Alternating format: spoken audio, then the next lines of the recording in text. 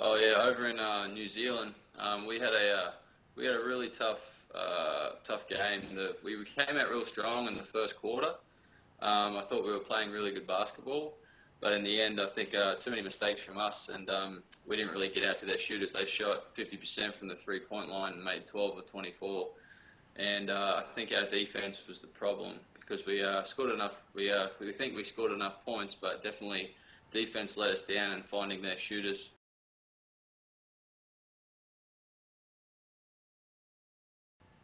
Yeah, I think with the way the game's being officiated, you definitely need to be a deep team, and not having that extra player really hurt us with Oscar getting in foul trouble and myself also getting in foul trouble, not playing many minutes, the minutes that we usually play.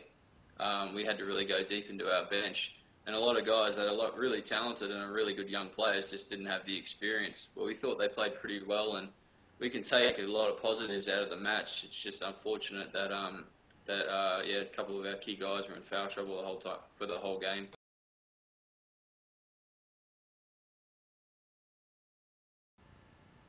I think in the past, the New Zealand have stood out. The talent level this season, it's anybody's game. Just there's a lot of talent. I think we're going to see it evolve and be more cohesion within themselves. I think they're have the potential to go back to back. But a couple of times, they just more. Even though they played really well, you can see that the guys are well. But I think when they get their those two, especially, I think to beat and definitely.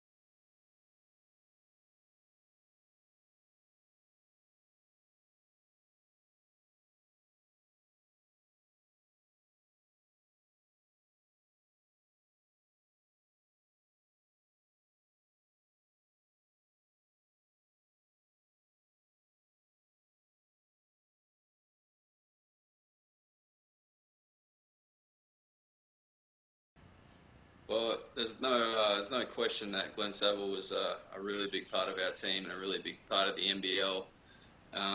Played 17 seasons of NBL, and you can't replace experience like that. And what he brought to the team was a sense of leadership. He also brought a great rebounder and just a really well-rounded player and a really good defensive player. He was probably our strength on defense. He was always talking, always letting guys know where they needed to be. And he was just that voice on the court that veteran leadership that every team needs. So losing him, not only just statistically with his rebounding and scoring was a big hit, but also his influence that he had to on the other players. So, but I mean, other guys need to step up now and fill that role. We've got a lot of veterans on our team that can definitely do that. Yeah, well, I'm definitely hoping to do that. Last season was a bit tough for me. I missed the first half with a foot injury. But this season, having, especially with the way the import situation is right now, with us not having that three-man, and me having to start, I'm really looking forward to that extra time and that extra responsibility. I've really been looking forward to it, and it was a bit disappointing New Zealand not having to getting in foul trouble early and having to sit through the second and third quarters, most of the entire of the second and third quarter.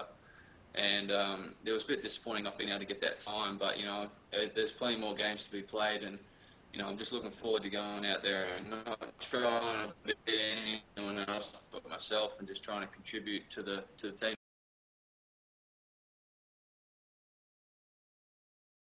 No surprises. Just tough matches. I think Townsville and Cairns. It wasn't a surprise. I knew Cairns was a very strong team, and Townsville's had some trouble, sticking together. And just when I was watching the game, it just in the start, it really looked like it was going to be a blowout. But to Townsville's credit, they stuck in there and made it a very respectable match. You can see that Cairns was shooting the ball very well. Jamal Wilson was really on point. They've got a really good team. They've brought back that core group of guys, and I was surprised to see that Townsville hung around. And to their credit, I think once they get their guys more comfortable and they start to gel a bit better, they could even be a great team as well. So I think there's no surprises in the victories this week, but I think it goes to show that every team's got a chance to win, and it's going to be a very tight season.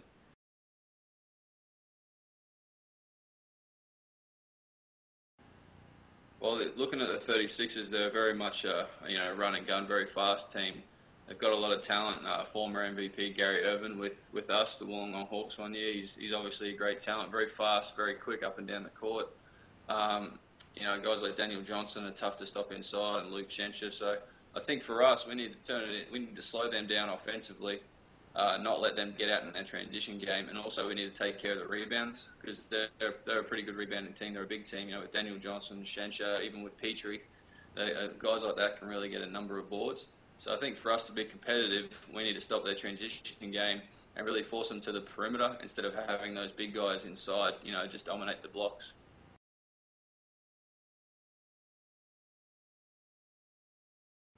I'm really looking forward to seeing Rodney Clark versus Gary Irvin.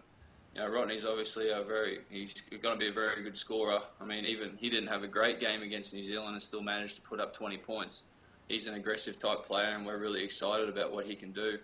And him versus Gary is going to be a good matchup. I think both are very, very offensive. We played with Gary a few seasons back now, and he's a very talented offensively. He's a very talented player. So him versus Rodney, I'm really looking forward to seeing.